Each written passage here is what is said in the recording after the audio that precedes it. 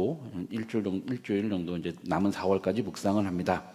이 아가서의 아는 바르라 또는 아름다울 아라는 단어입니다. 그러니까 아름답다는 뜻이 있습니다. 즉 아가서는 아름다운 노래라고 하는 것입니다.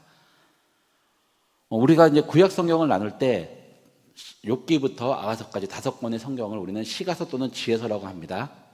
왜 그런가 하면 각 욥기, 시편, 잠언, 전도, 아가서는 하나의 주제를 가지고 하나님이 누구인지, 하나님이 어떤 분이신지, 하나님의 속성이 무엇인지에 대해서 우리에게 지혜를 알려주죠.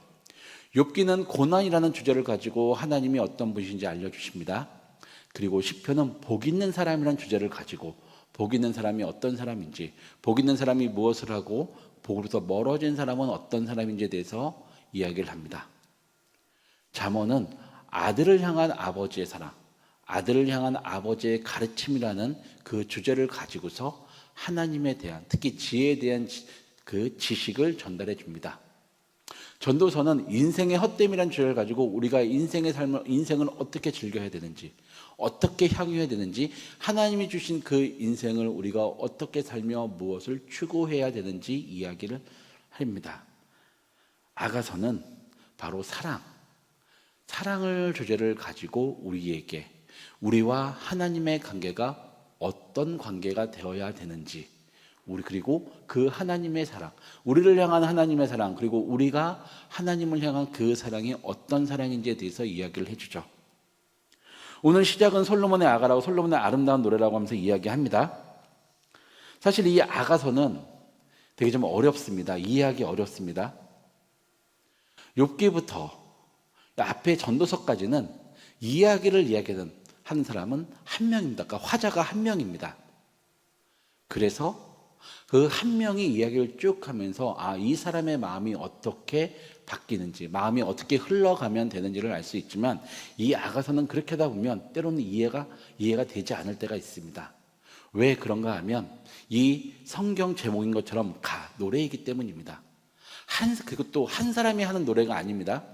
제가 이 아가서를 쭉 읽으면서 드는 생각이 무엇이었냐면, 처음에는 남자와 여자, 그러니까 사랑하는 두 여인이 상대방을 그리워하면서 하는 노래라고 생각해서 이 부분은 남자가 자기의 사랑하는 애인을 생각하면서 불렀고, 이 부분은 여자가 자기의 남자를 생각하며 불렀구나 라고 했는데, 계속 읽다 보니까 이게 또 바뀝니다.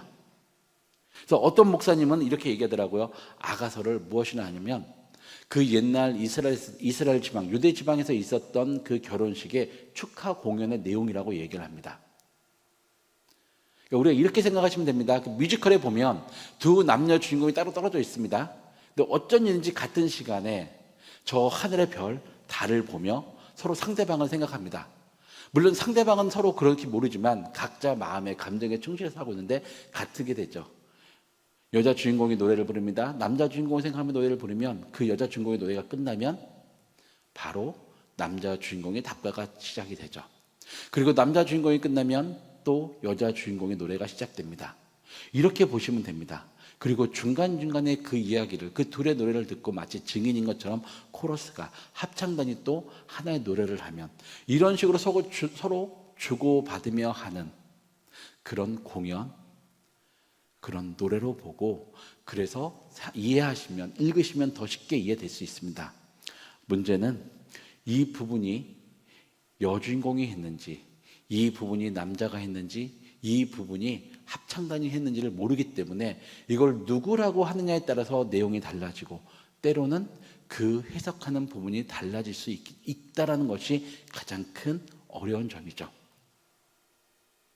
그러나 그렇게 생각한다면 이 두 주인공의 마음, 여자와 남자, 두 연인의 마음이 어떻게 변하는지를 통해서 그들이 서로를 어떻게 생각하고 그들이 서로에게 어떻게 보여주기 위해서 행동하는지, 그들의 사랑이 성취된 다음에 어떻게 하는지를 이해할 수 있습니다.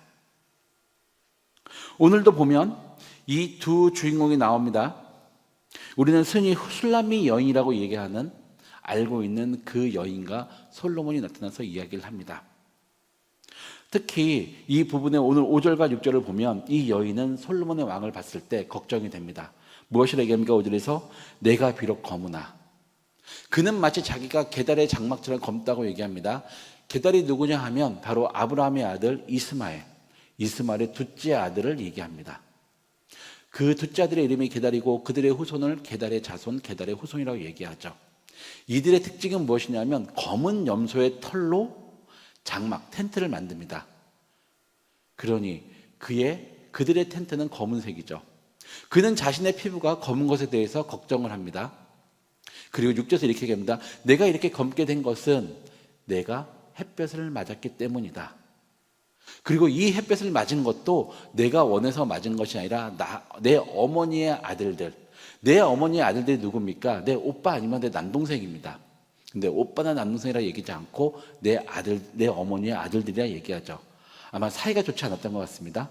그 이유를 보니 무엇이라 얘기합니까? 그 어머니의 아들들이 내게 화를 내고 분노해서 나에게 내가 그 오빠들 중에 있는 한 딸로서 여동생으로서 이쁨을 받고 귀여움을 받아야 되는데 그들이 자기에게 화를 내고 자기에게 포도원을 맡깁니다. 포도원에서 일하라고 시킵니다. 그는 그 포도원에서 이 여인은 포도원에서 열심히 일을 하고 포도원을 잘 가꿨습니다. 근데 어떻게 됩니까? 그 포도원을 뺏깁니다. 그리고 나서는 또 어떻게 됩니까? 양치라고 또 쫓겨납니다. 집에 가서 쉬지도 못합니다. 하루 종일 일주일 내내 한 달 내내 양을 치면서 살아야 됩니다. 그는 쉬기 위해서 따로 준비된 것도 없습니다. 그는 양을 치다가 힘들고 어렵고 쉬어야 될 시간이 되면 다른 양치들과 같이 머물러 있어야 됩니다. 여자인데도 여성인데도 여성으로서의 대우를 못 받고 마치 남자처럼 취급을 받습니다. 생각해 보십시오. 얼마나 그러니 그의 모습이 초췌하겠습니까? 여성 같은 아름다움도 없습니다. 여성 같은 매력도 없습니다. 선모습 같고 남자 같습니다. 피부는 거칠고 피부는 햇볕에 타서 남들에게 보여주기에 부끄럽습니다. 그런 그가 솔로몬을 봤습니다. 솔로몬을 보는 순간 그는 그 마음에 자신이 여자라는 것이 생각이 납니다. 그래서 뭐라고 합니까? 내가 검으나 아름답다고. 비록 내가 남들이 보기에 초췌할지 몰라도 나는 그래도 아름다운 여인이다. 그래서 나는 그에게서 사랑을 받고 싶다라고 이야기합니다. 12절을 보십시오. 내가 왕의 침실에 앉았을 때 나도 기름이 향기를 내뿜는구나. 그의 마음입니다. 나는 솔로몬에게 있어서 한 여인으로서 그의 사랑을 받고 싶고 그와 사랑하고 싶다라고 이야기를 합니다.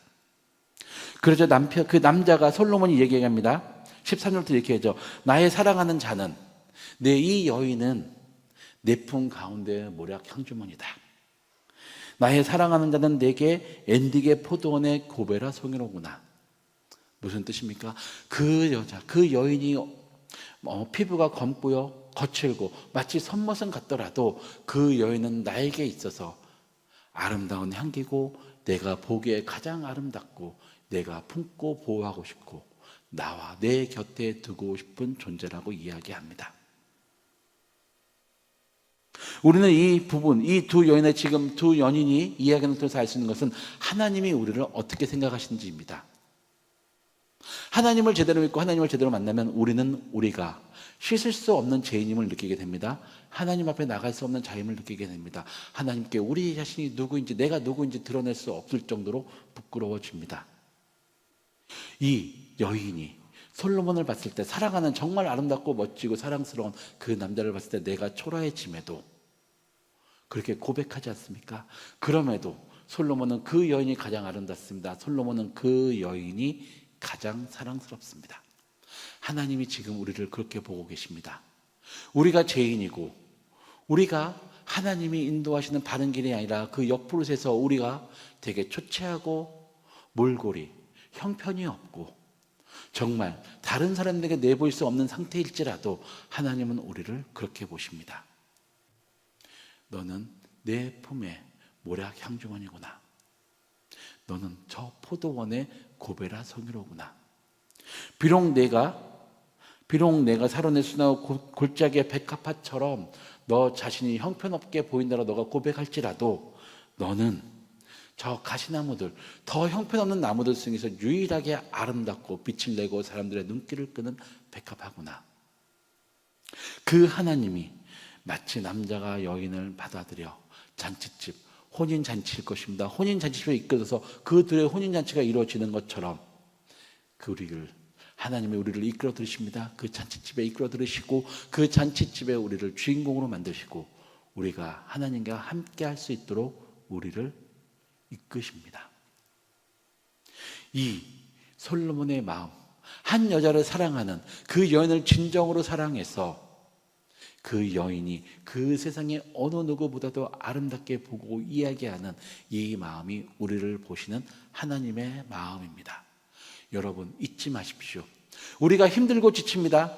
지금 무엇을 하고 어디로 가야 될지 모르고 내가 지금 이 상황을 어떻게 버텨나가야 될지 모를 때가 우리에게 다가옵니다. 아마 여러분 저보다 더 오래 사셨기 때문에 그런 순간이, 그런 시간이 저보다 더 많이 있었을 것이고 때로는 그것이 너무 길어서 내가 지금 무엇을 하고 있지라고 생각하면서 그 힘든 시기를 지나셨을 것입니다. 그러나 잊지 마십시오. 하나님은 우리를 피부가 거친 마치 선머슴 같아서 매력이 없고 그냥 지나쳐도 되는 마치 돌과 같은 자갈과 같은 존재로 보는 것이 아닙니다.